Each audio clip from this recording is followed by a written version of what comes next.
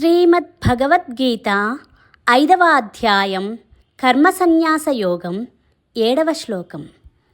యోగయుక్తో విశిద్ధాత్మా విజితాత్మా జితేంద్రియః సర్వభూతాత్మభూతాత్మా కుర్వన్నపి న లిప్యతే. ఈ శ్లోకం యొక్క తాత్పర్యం: శరీరమును జయించినవాడు, ఇంద్రియాలను జయించినవాడు, మనస్సును జయించినవాడును సర్వప్రాణులలో ఆత్మస్వరూపుడైన పరమాత్మను తన ఆత్మగా కలవాడు అగు కర్మయోగి కర్మలను ఆచరించుచున్నను ఆ కర్మలు వానిని అంటవు. ఈ శ్లోకం యొక్క వివరణ.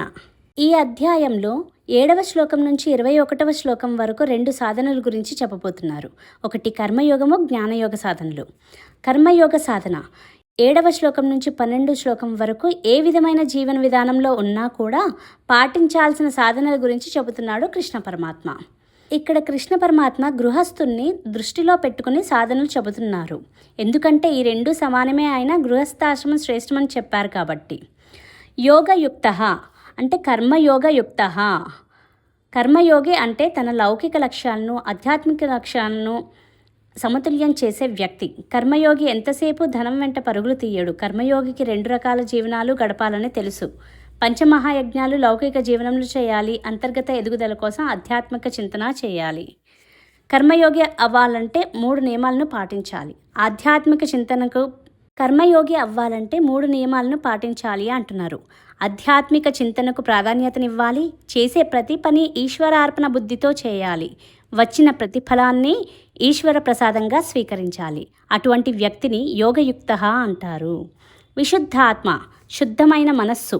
శుద్ధమైన మనస్సు అంటే కామ, క్రోధ, లోభ, మోహ, మద మాత్సర్యాలకు అతీతంగా ఉన్న మనస్సు.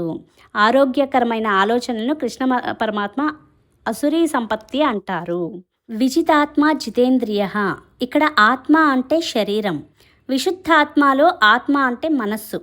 పక్కపక్కనే వాడిన 2 పదాల్లోనూ ఆత్మపదానికి 2 అర్థాలు. విశుద్ధాత్మ అంటే శుద్ధమైన మనస్సు, విజితాత్మ అంటే శరీరాన్ని జయించినవాడు, జితేంద్రియ అంటే ఇంద్రియాలను జయించినవాడు. మనలో శారీరక శక్తి ఉంది, ఇంద్రియ శక్తి ఉంది, మానసిక శక్తి ఉంది, ధీశక్తి ఉంది. శక్తిని నిల్వ చేసి సరి అయిన దిశలో పంపిస్తే దాన్ని శక్తులను నిర్దేశించడం అంటారు. అటువంటి వ్యక్తి విశుద్ధాత్మ అవుతాడు, జితేంద్రియుడు అవుతాడు. ఎప్పుడైతే ఒక వ్యక్తి తన ఇంద్రియాలను, మనస్సును శుద్ధిపరుచుకుని ఆత్మజ్ఞానం పొందటానికి అర్హత సంపాదిస్తాడో అటువంటి వ్యక్తిని జ్ఞానయోగ్యతా పురుష అంటారు. జ్ఞానం పొందటానికి ఉండవలసిన అర్హత ఏమిటి అంటే